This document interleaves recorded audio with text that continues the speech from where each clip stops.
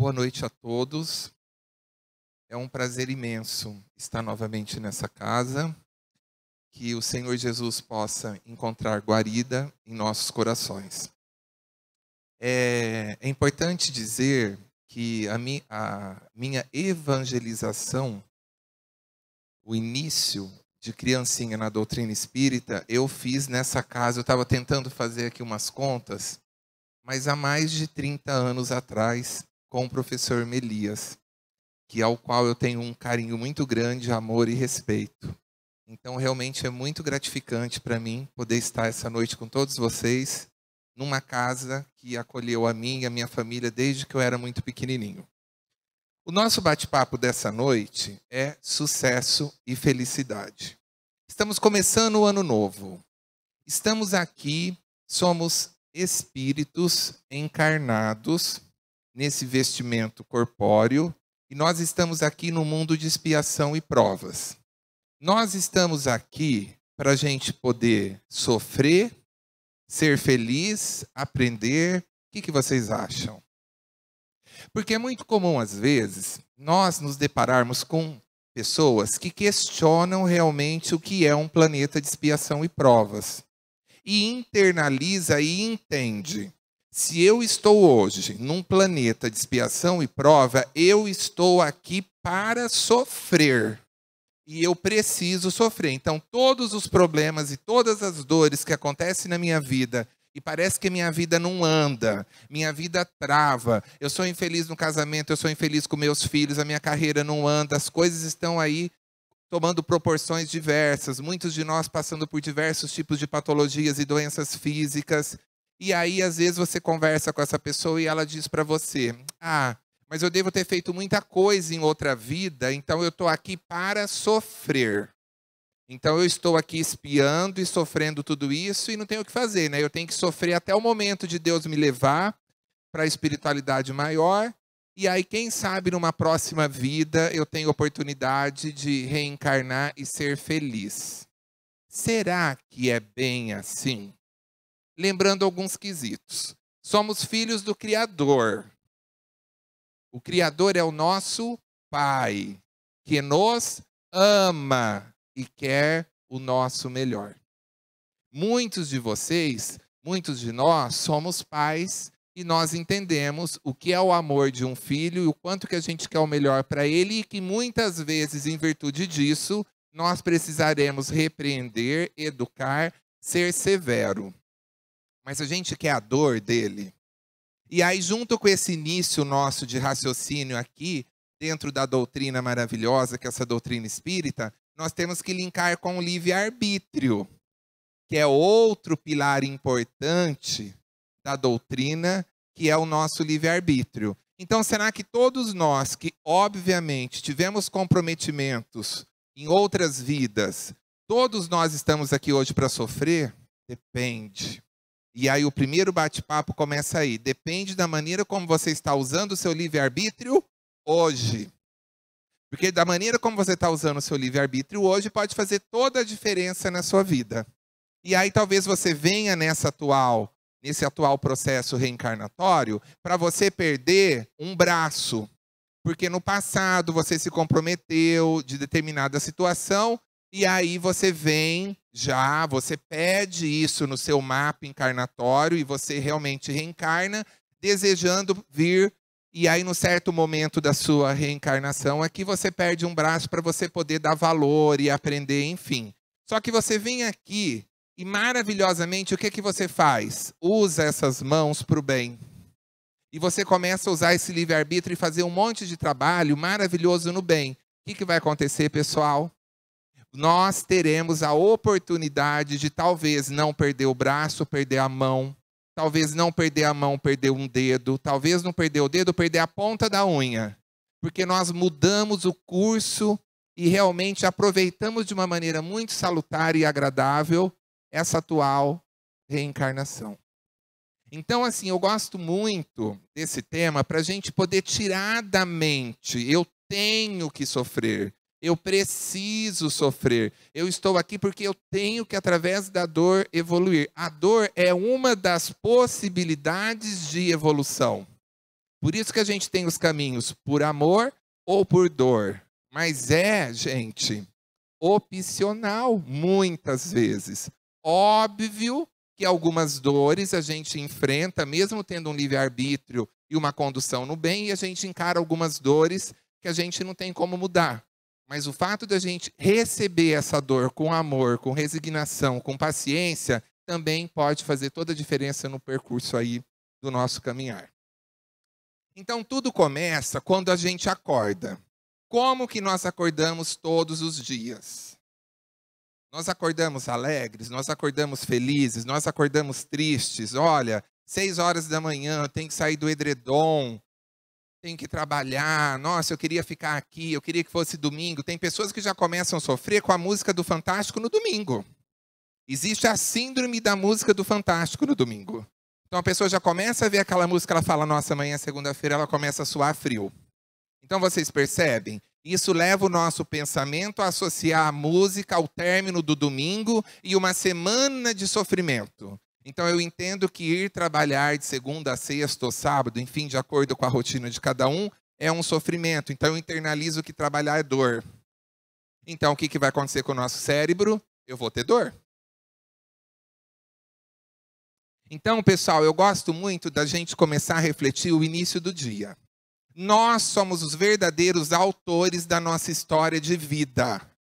Se nós não estamos gostando da nossa vida hoje, dos resultados que nós estamos tendo, a gente precisa orar muito e a gente precisa fazer reflexões para a gente entender, dentro do que nós temos consciência, o que nós estamos provocando hoje. O que vem de outra vida, tudo bem, mas o que eu estou provocando hoje para trazer esse sofrimento para mim?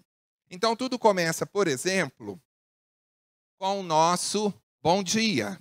E aí eu levanto de manhã, será que eu tenho visto o sol maravilhoso que nós temos aqui em Rio Preto? Vivemos no Brasil um clima tropical e temos esse sol maravilhoso? Depende. Talvez alguns de nós, sim. Talvez alguns de nós levantamos de manhã e fala, nossa, mas hoje vai ser aquele calor de cascar mamona, hein? O sol que está em Rio Preto hoje dá para fritar não sei quantos ovos no asfalto. E aí a gente fica alimentando isso no nosso cérebro. Adivinhe, você vai sentir mais e mais calor. A sensação térmica para você aumenta alguns graus do que o seu colega do lado. Porque nós temos o controle maravilhoso dentro de nós. Porque isso se chama livre-arbítrio. Então nós precisamos aprender a internalizar as coisas ou para o lado positivo ou para o lado negativo. Tudo, gente, absolutamente tudo na nossa vida tem ambivalência das coisas. Tem o lado bom e o lado ruim. Como nós estamos vendo as oportunidades, as dificuldades, as bênçãos diárias que a gente recebe na nossa vida? Estamos vendo pelo panorama positivo ou negativo? Ser mãe é bom? É maravilhoso. Ser mãe tem as dificuldades e responsabilidades? Milhares. Ser pai, idem. Ser casado é bom? É maravilhoso. Tem responsabilidades e tem aí um monte de deveres? Também. Como você está focando cada coisa? Porque você encontra uma pessoa hoje que ela fala, nossa, que bom que eu estou me separando porque o casamento é um inferno. Você encontra do lado uma pessoa que fala, nossa, eu não vejo a hora de chegar meu casamento que é a semana que vem. Como pode ser um inferno para um e uma felicidade tremenda para o outro? A maneira como nós internalizamos tudo isso. E a maneira como nós projetamos no outro, nas situações e nos fatos, uma felicidade que está dentro de nós, da nossa mente. Tudo é a maneira como nós internalizamos cada coisa. Então, você tem o hábito de levantar de manhã e cumprimentar o sol? Se não tem, deveria. Porque os países que têm ausência solar, aí em mais de 8, 10 meses no decorrer do ano, nós temos estatísticas de populações aí com mais de 60% depressivas por ausência solar. Então eles são depressivos naquelas localidades que eles residem, porque eles não têm sol. Nós temos esse sol maravilhoso, às vezes eu não consigo ver esse lado maravilhoso do sol, e eu vejo que ele é quente demais, e eu vejo que descasca mamona, e eu vejo que frita ovo, e aí eu faço o sol, que é uma bênção para mim, se tornar um problema.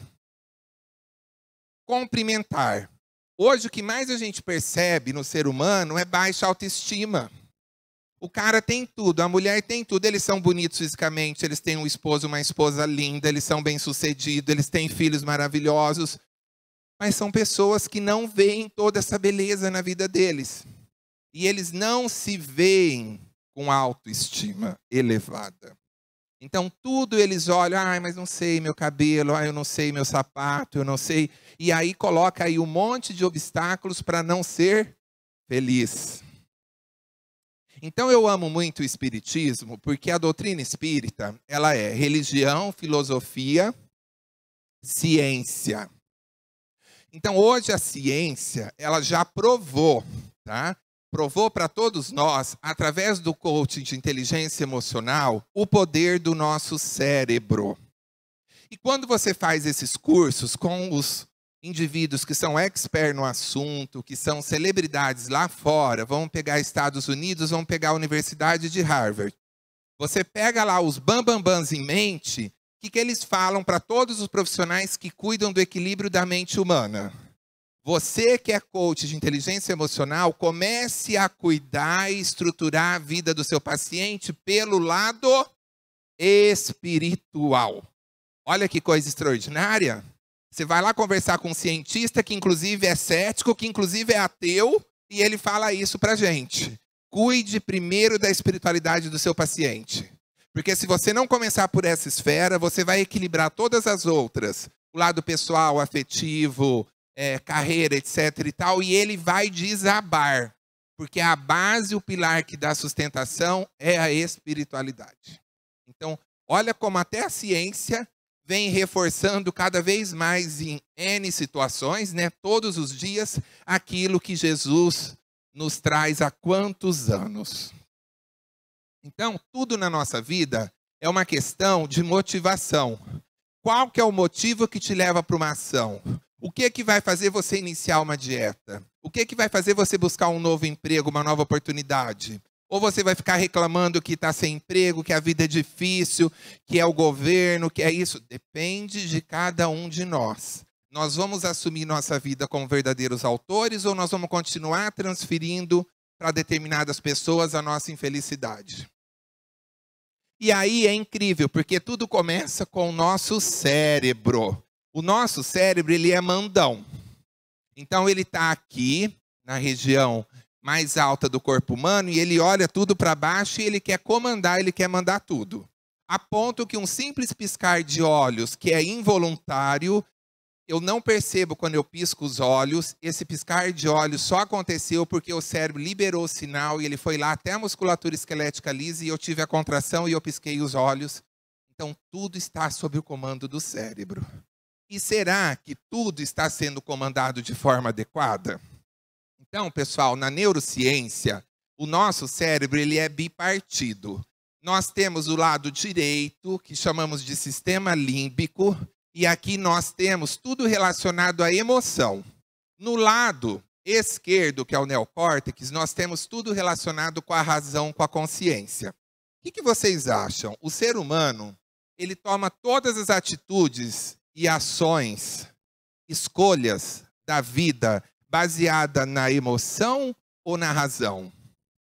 Talvez alguns de vocês vão dizer, eu sou mais racional, por isso que eu escolhi uma área de exatas, etc. e tal. Outro vai dizer, não, eu sou super emocional, eu choro com a novela, eu choro com a mocinha, minha vizinha lá que tem um problema com a mãe, ela vem contar o problema, eu choro.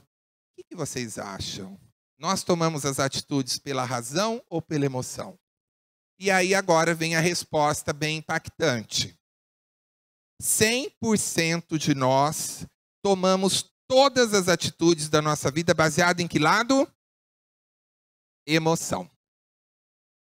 Aí algumas pessoas que são mais da área de exatas vão começar a me questionar agora, mas eu vou dar alguns exemplos. Álcool e direção combina? Não.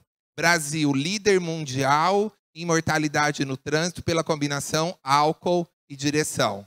Vocês concordam que a razão está cansada de saber disso? Mas a emoção fala, não, mas é aniversário da minha sobrinha de 15 anos. Então eu bebi um pouquinho a mais porque eu amo a minha sobrinha. Aí eu pego o carro lá meio, caindo e eu falo, não, eu tô ótimo para dirigir. Aí eu saio, promovo aí acidentes de trânsito, às vezes desencarne de pessoas, ou o meu próprio. E aí, quem que regeu? Emoção. Então, quem toma todas as atitudes na nossa vida é a emoção. E é da mesma maneira quando a gente pega aí determinadas pessoas com relação a diversos tipos de vícios. Como pode ter coerência se eu sei que a razão está me dizendo que aquele vício me faz mal, por exemplo, um tabagismo aí? Eu vou no médico, a ciência prova, está todo mundo cansado de saber os malefícios da nicotina, mas eu fumo 4 maços por dia. Quem que está no comando? Razão ou emoção? Emoção. Então, olha o perigo que nós temos, gente, de deixar o nosso cérebro a esse mercê, porque o lado da emoção, ele tem subconsciente e inconsciente total. Então, quando você pega a vida de uma criatura que não vai bem, ela está sofrendo, está dando um monte de problema em várias esferas da vida dela, é por isso. Porque quem está dando as regras e está definindo as escolhas e os caminhos é o subconsciente e o inconsciente, que às vezes ela não tem nem ideia do porquê que ela está comprando a camisa verde. Do porquê que ela vai ou não vai na feira ou no aniversário da amiga no próximo sábado. Ela não sabe muito bem porquê, mas ela resolve ir ou não ir. Quem está no comando disso tudo? Subconsciente, inconsciente e as famosas crenças limitadoras. O que são crenças limitadoras? São crenças, são situações que a gente coloca na vida da pessoa e isso pode determinar e comandar a vida dela por décadas ou às vezes até o final da vida dela. Um exemplo. Você tem um filho que ele vai mal em matemática. Então, o seu filho tem 10 aninhos, 11 aninhos, 12 anos, vamos pegar aí um pré-adolescente. E aí você trabalha muito, você paga a escola particular dele com muita dificuldade, e aí você chega em casa no dia do boletim, você pega aquele boletim e você chama ele e diz, Luiz Felipe, mas você é burro, hein, meu filho? Você não vai dar em nada na vida. 3 em matemática? Eu me mato de trabalhar como seu pai e você tira 3 em matemática, você não vai ser ninguém na vida. O que eu fiz com esse meu filho? Instalei uma crença limitante. Nesse momento, eu, pai, não faço ideia do estrago que eu causei com uma fala dessa. Porque o filho pensa assim, meu pai é amor e segurança, é a pessoa que mais me ama e a pessoa que mais eu posso confiar na vida. Ele diz que eu não vou ser nada, que eu sou burro, que eu não sou inteligente, enfim. Ele internaliza tudo isso e o cérebro, como congruência, ele vai trabalhar isso daí e fazer aquilo ali acontecer na vida dele. Então, ele fica preso numa crença limitadora. Isso acontece em todas as esferas da nossa vida. Às vezes a gente pega uma paciente que ela chega para mim com 37 anos de idade e ela diz, Dr. Paulo, me ajuda a conseguir canalizar toda a minha energia para a carreira. Por quê? Ah, porque eu não dou certo no amor. Eu não aguento mais sofrer no amor. Então eu estou desistindo, mas eu sinto falta de ter alguém, eu sou muito carente. Então me ajuda a canalizar tudo para a carreira? O que você acha que eu vou fazer? Não vou fazer isso, eu vou ajudá-la a resolver o problema com o amor dela. E aí o que você descobre? Com testes e trabalho da mente dela, você descobre o quê? Que ela tem uma crença limitadora de que homem não presta.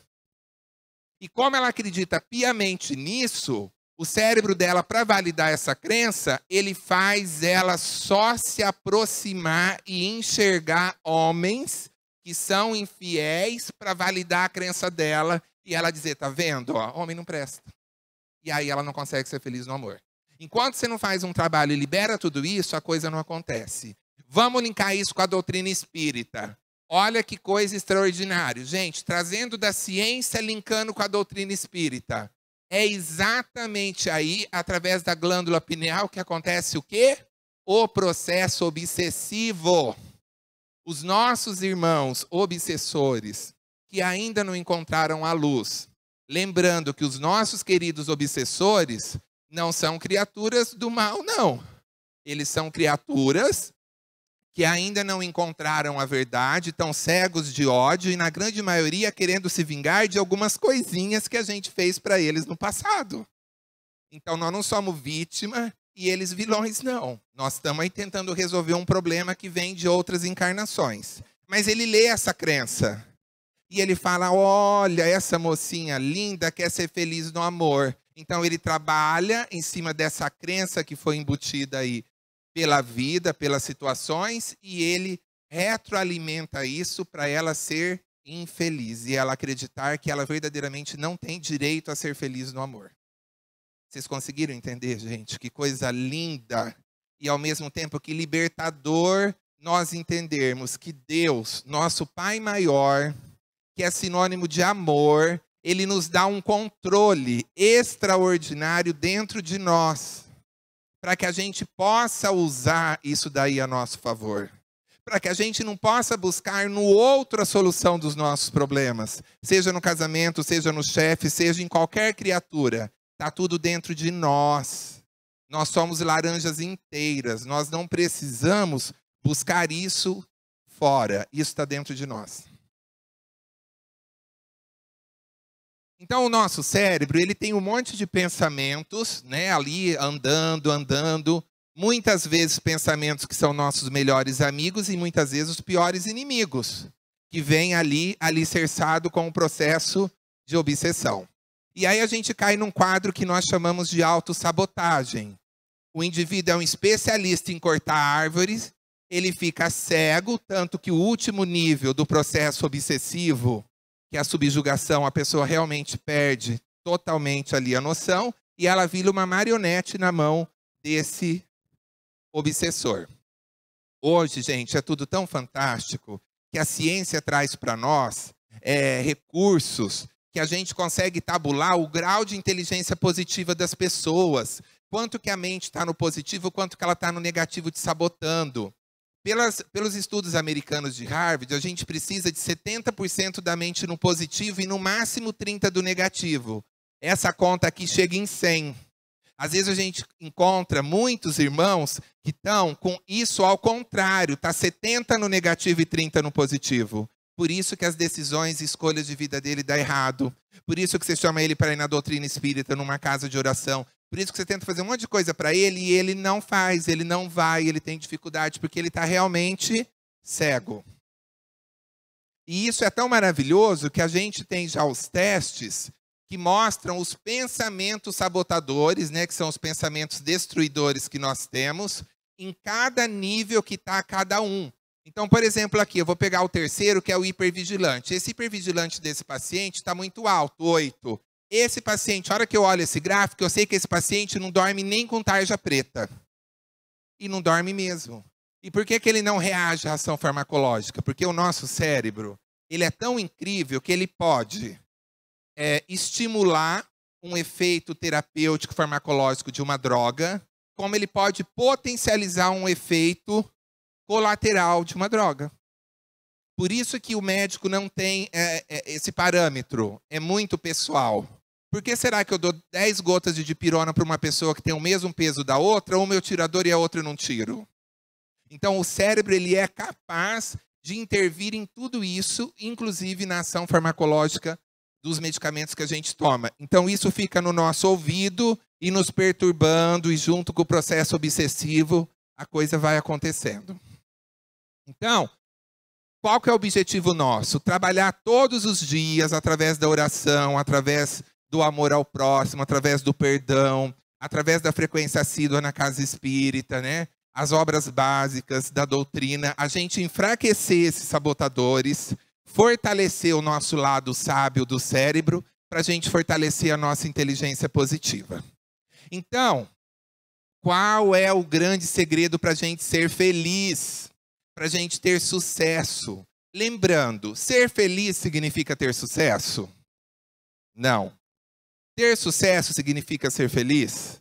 Também não. São coisas diferentes. Eu posso ter sucesso e ser infeliz. E eu posso ser feliz e não ter sucesso. Como alinhar as duas coisas? É possível? Sim. Como? O grande segredo, a gente fazer a nossa tão famosa reforma íntima.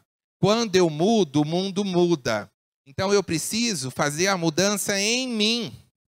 Eu dou muita palestra espírita. E é muito comum no final das palestras, vários irmãos queridos vêm nos cumprimentar, tudo, e a grande maioria deles falam para mim assim: nossa, sua palestra foi maravilhosa. Nossa, eu entendi tanta coisa agora. Olha, pena que o meu irmão não estava, meu marido não estava, minha filha não estava, meu sobrinho não estava, tudo. Todos eles precisavam te ouvir. Porque eles têm um monte de coisa para melhorar. Deu para entender? Então, uma parte ela assimilou, uma parte o sabotador, talvez junto com o processo obsessivo, segurou. Porque, olha, agora estou entendendo porque que a minha irmã é brava, porque que a minha irmã agride minha mãe, agora estou entendendo porque meu marido age assim. Então, ela entende todo mundo, mas ela não entende porque que ela tem algumas reclamações e promove aí uma série de coisas na vida das pessoas que reclamam isso e cegamente ela não enxerga. Então, nós precisamos trabalhar a nossa reforma íntima, gente. Como isso é citado por Jesus. Como nós temos que mudar. Nós precisamos ser a mudança que nós queremos ver no mundo. Nós temos que parar com essa mania de querer mudar o outro. Quando eu mudo, o mundo muda, já dizia Gandhi. Então, como que está o nosso emocional, o nosso amor e paixão pelas pessoas? Como que está o nosso amor pelas coisas que a gente faz, né? Como que está o tempo e qualidade dedicados à nossa família, amor aos nossos filhos? Gente, a tecnologia é maravilhosa. E Deus e a equipe de mentores amigos estão no comando de tudo. Então, tudo que acontece, sim, está sendo permitido pelo plano maior. Mas a grande questão é, eu estou preparado para as mudanças que estão acontecendo no mundo moderno? Eu estou preparado, por exemplo, para as mudanças tecnológicas? Porque antes o meu problema no consultório se chamava televisão. Porque a televisão apartava as famílias e cada um tinha uma num cômodo, num quarto. Qual que é o meu problema hoje, gente? Celular. Porque a televisão ninguém carrega consigo, mas o celular carrega. Aí você vai num restaurante, prestem atenção quando vocês estão aí na sociedade com amigos, familiares. Está o pai num celular, a mãe em outro celular, o filho em outro celular, a filha em outro celular e o garçom não consegue tirar o pedido. E aí eu vejo pessoas que falam para mim no consultório, eu converso com a minha mãe pelo WhatsApp, porque até eu ir no cômodo dela aqui no andar de cima, a gente conversa pelo WhatsApp, pelo amor de Deus. Aproveita a sua mãe enquanto está viva. Suba a escada, não importa quantos metros você está, senta com ela no sofá, no chão, no tapete, onde você quiser, conversa sobre o seu dia com a sua mãe enquanto ela está aqui, ou enquanto você está aqui, porque eu não sei quem vai primeiro. Ah, mas é a tecnologia, não é assim? Não, não é assim. Nós já temos estudos cientistas, nós temos um cientista brasileiro que se chama Valdemar Setzer, ele é um pesquisador da USP, e ele soltou a pesquisa mais recente agora brasileira, comprovando que o celular ele é deletério e destruidor para os nossos filhos antes dos 14 anos de idade. As crianças de 3 já têm iPhone. A gente sai para ir nos restaurantes, nos lugares, a gente vê a mamãe pondo a galinha pintadinha no tablet, no celular para o filho. Gente, eu não estou criticando. Eu não vim aqui para criticar. Quem sou eu? Eu só vim aqui para tentar ajudar e trazer um pouquinho do meu conhecimento, que a gente estuda tanto, de doutrina e de ciência, para a gente salvar a geração que está aí. Porque todos esses efeitos, o pai e mãe, você acha que o pai e mãe que põe a galinha pintadinha no celular, põe porque não ama o filho? Ele põe porque ele vê que o filho fica quietinho. Ele faz por amor, mas ele não tem conhecimento dos efeitos negativos disso. Por isso que Jesus brilhantemente diz, instruir-vos. Então a verdade é libertadora. A gente precisa ler. Para a gente entender de processo obsessivo, a gente precisa ler. Para a gente entender sobre as leis que regem o universo e esse mundo que nós estamos aqui, a gente precisa ler. Mas às vezes a gente não lê, porque a gente não tem tempo. Mas a gente gasta não sei quanto de tempo no celular, no WhatsApp, e às vezes com programas de televisão que não agregam. A nossa mente, que vocês viram que ela comanda tudo, ela comanda através daquilo que você coloca nela. Então, se você assiste programas de televisão que só trazem tragédia, só trazem destruição, só trazem sangue, você alimenta o seu cérebro com isso.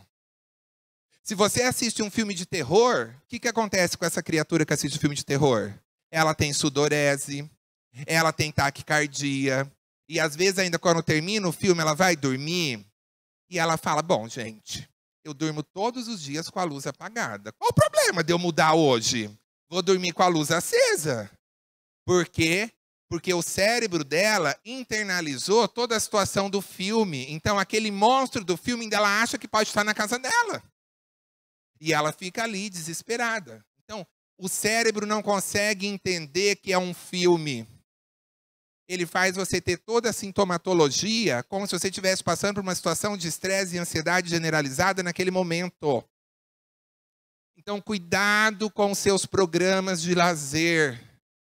Eles estão contribuindo ou destruindo a gente. Ah, mas eu gosto, é o meu jeito. São escolhas, é o livre-arbítrio. O que você quer para você? Tá tudo bem. O nosso Pai Maior permite o nosso livre-arbítrio. Até que seja caçado, ele permite.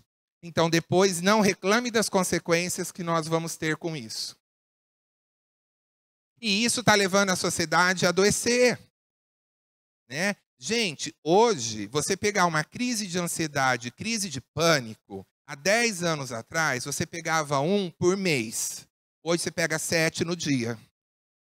Alguma coisa está errada. O que nós estamos fazendo com as nossas vidas, com as nossas escolhas?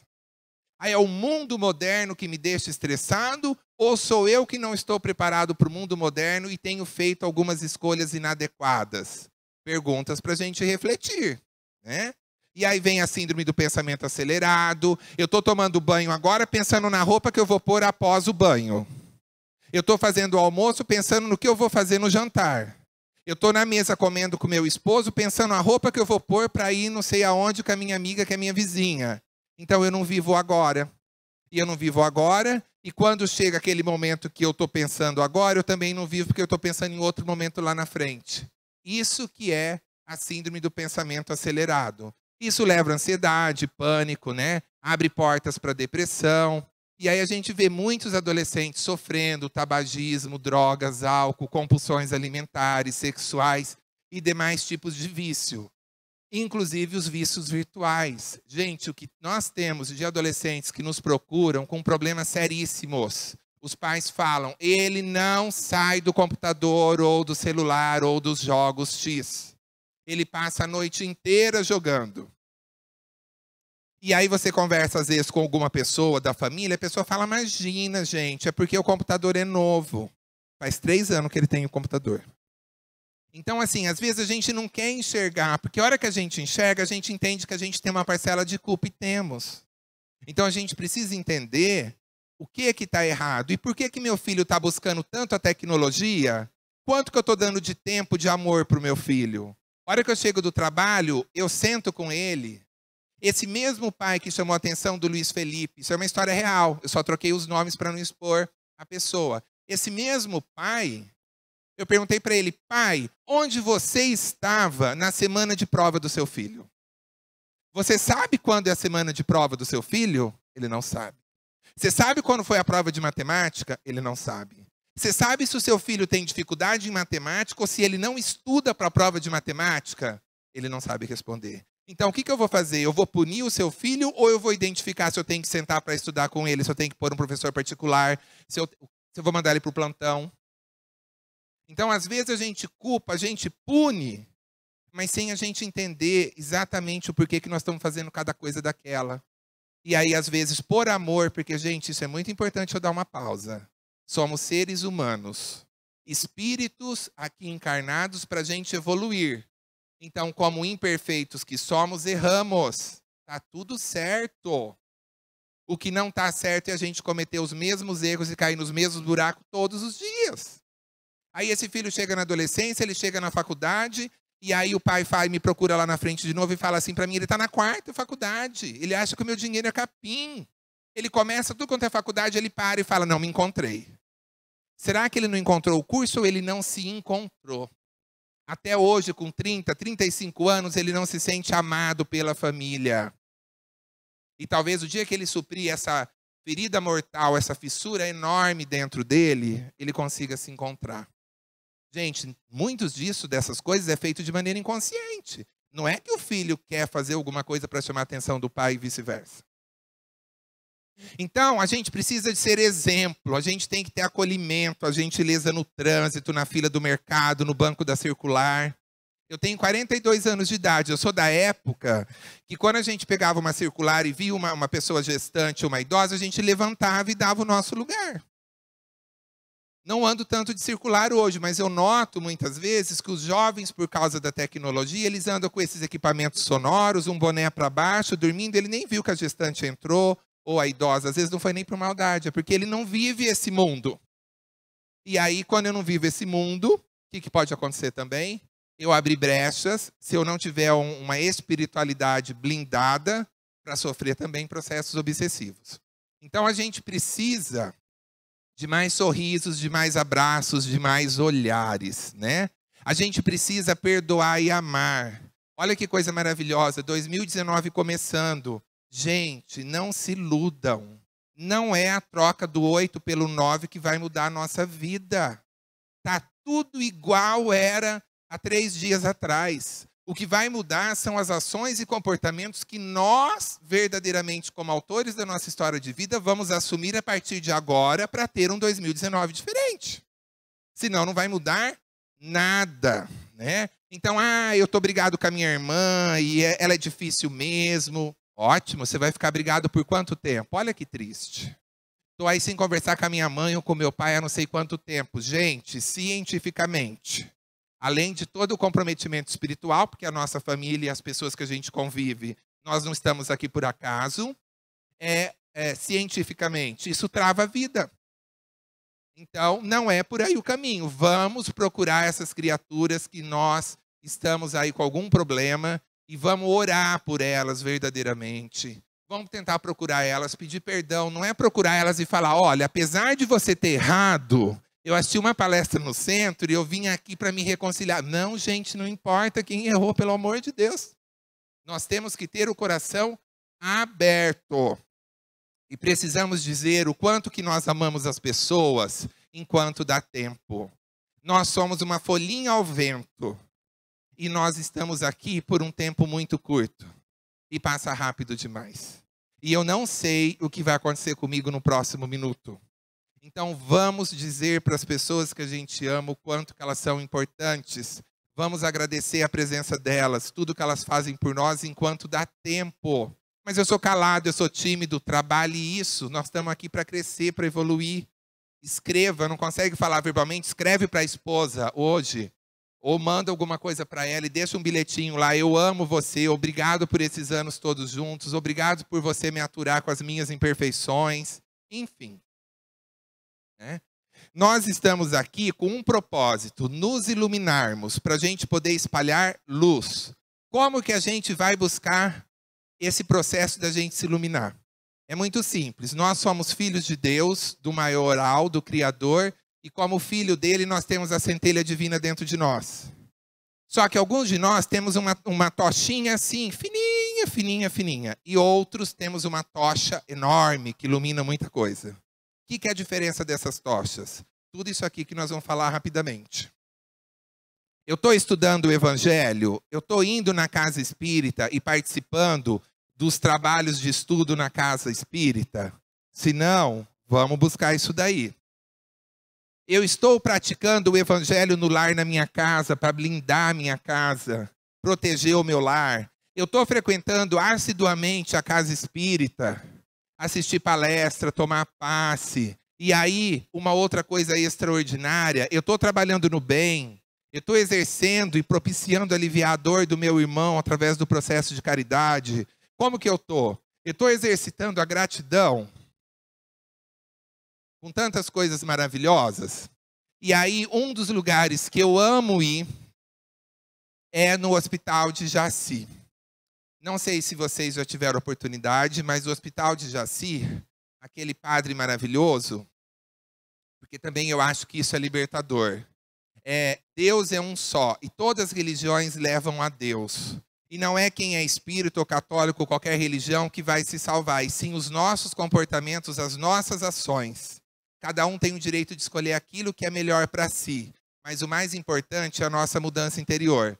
E esse padre, assim como a irmã Dulce, assim como o Chico Xavier, assim como criaturas maravilhosas, dedicam a vida, em prol do amor. E lá nós temos um hospital psiquiátrico que ele cuida de 130 crianças com problemas neurológicos severos. Muitas não se mexem, muitas não mexem nada, estão ali realmente sendo alimentados por sonda. Então, assim, é uma oportunidade de um processo reencarnatório muito difícil. Que certamente esses irmãos estão ali para buscar essa regeneração por esse momento de dor. Mas nós, com a nossa centelha divina, nós podemos aliviar a dor deles. Estou dando um exemplo, tá? De milhões que a gente pode fazer e de milhões que essa casa espírita maravilhosa que o Allan Kardec oferece para todos nós nas diversas frentes de trabalho no bem. Então, aqui, por exemplo, ó, nós temos um desses pacientinhos. Por que eu trouxe essas fotos? Porque eu identifiquei alguns pacientes no consultório que não conseguiam entender nada disso. E aí eu preparei eles mentalmente e levei eles e conduzi numa visita conjunta com eles, para eles entenderem que tudo aquilo que eles falam que sofrem na vida deles, talvez se eles abrirem um pouquinho mais os olhinhos, eles veem que não é bem assim. E teve um impacto extraordinário. Qual que foi o exercício nesse dia? Nós nos reuníamos na frente, fazíamos uma oração e pedimos sustentação para os mentores de luz, e nós adentramos o hospital, e eles colocaram os pacientes no corredor, e cada paciente que a gente ia andando, nós juntos passávamos a mão neles. É uma técnica que a gente usou de inteligência emocional junto com a parte espiritual, porque tudo está ligado. Então a gente passava a mãozinha neles e falava: você é lindo, você é maravilhoso, você é capaz, você é perfeito, eu amo você. E aí palavras e palavras de empoderamento. Gente, até os auditivos, os pacientes com problemas auditivos, eles choravam. Olha o que nós somos capazes de fazer na vida de alguém com a nossa centelha divina. Amar, que é o primeiro mandamento de Jesus. Amar a Deus sobre todas as coisas e ao próximo como a ti mesmo. Mas será que nós temos tempo para amar? Eu não falo que eu amo nem para minha esposa, para o meu pai, para o meu filho. Eu vou falar para um paciente na rua? Então, olha que coisa incrível. O que é a lei do amor que Jesus nos ensina tanto? Olha aqui, gente. Aqui é um pacientinho que ele fica numa jaulinha porque ele é muito agressivo e ele machuca os outros pacientes. Então, esse indivíduo, quando eu entrei lá, me chamou a atenção e eu falei para a enfermeira: nossa, mas eu me sinto mal de ter passado por todos e eu não... Ela falou: não, senhor, eu não recomendo que o senhor se aproxime. Ele chama Mateus. Não recomendo que o senhor se aproxime do Mateus. Ele já quebrou o dedo de visitante puxando para trás. Então, é melhor o senhor ficar aqui e não ir. Aí eu comecei a fazer oração, tudo e tal, com o meu grupo ali, e aí nós entramos. Gente, ele chorou, ele nos abraçou, ele não quebrou o dedo de ninguém, ele não fez nada de negativo contra nenhum de nós, porque o amor, ele vence tudo. E junto com a equipe de luz que estava ali nos ajudando. Aqui mais alguns casos, né? Enfim, gente, eu trouxe um pouquinho essas fotos para vocês entenderem que nem essa mocinha que eu estou tirando foto aqui com ela é uma senhora que a felicidade dela, não estamos falando de felicidade, a felicidade dela é você jogar a bola para ela e ela jogar a bola para você. Mas como ali é uma equipe de profissionais com turnos e turnos, e eles têm que trabalhar e cuidar da asepsia, de medicação, tudo e tal, eles não têm tempo de fazer isso. São só voluntários como nós que podemos fazer isso. Quando você joga a bola para ela, ela bate a palminha assim, ela grita numa felicidade, que naquele momento você sabe o que é felicidade. Naquele momento você entende o que é ser útil na vida de alguém. E naquele momento você entende o que é ser filho de Deus, do Criador maior. Quem somos nós? Qual o nosso objetivo aqui nessa vida? Que nós estamos reencarnados. Somos espíritos em evolução. Estamos aqui encarnados para nos melhorarmos com a nossa experiência corpórea, nos lapidarmos, nos iluminarmos. Para quê? Para sermos felizes, sim. É possível, sim, ser feliz. E quanto mais a gente usar essas dicas que eu dei tudo aqui para vocês hoje, ir na casa espírita, fazer as leituras, estudar o Evangelho, estudar aí as obras básicas de Kardec, começar a fazer um trabalho de caridade. Gente, a vida muda. Eu tenho a oportunidade de olhar para esse salão e eu ver algumas pessoas que eu tenho um amor muito grande, que foram meus pacientes e que me seguem em palestras. E eles me abraçarem nas palestras e dizerem: você mudou minha vida. Mas, na verdade, eu não mudei a vida de ninguém. Eu fui um instrumento de Deus e eu mostrei esse caminho que muitas vezes a gente cego não vê. Então, esse é o nosso objetivo. Nós precisamos encontrar nossa missão de vida. Nós não estamos aqui de férias. O que nós estamos fazendo e o que faremos com esse ano lindo de 2019? Ou nós vamos repetir um monte de erros que a gente vem repetindo de ano em ano. E aí, para a gente terminar, que eu já estou assim, com o tempo bastante estourado, depois não me convidam mais para vir fazer palestra aqui. Nós vamos terminar, gente, fazendo uma coisa que eu recomendo que vocês façam todos os dias, quantas vezes vocês quiserem, aonde vocês puderem, no banheiro, na sala, onde estiverem, que é exercitar a gratidão. Estava conversando com o irmão no início também, quando eu cheguei. A gratidão transforma a vida. Transforma. E isso eu estou falando baseado em ciência, em tudo que eu aprendi lá fora. Então a gente precisa exercitar a gratidão. O nosso pensamento, ele tem uma vibração, né? E essa frequência é igual a uma rádio, quando eu me conecto na 99,5 ou na 100,3.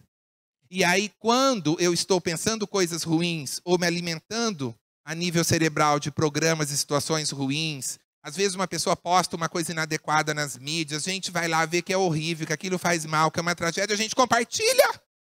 A gente manda para mais 10 pessoas no WhatsApp. Qual o bem que isso vai trazer para as pessoas? Vamos dissipar o amor. Vamos trazer coisas boas para o mundo. O mundo está carente de amor. Então, nós vamos exercitar a gratidão de uma forma que eu aprendi num desses cursos. Então, eu vou pedir gentilmente para que vocês fiquem de pé, por favor. Sou eu que ponho a música? Ou é você?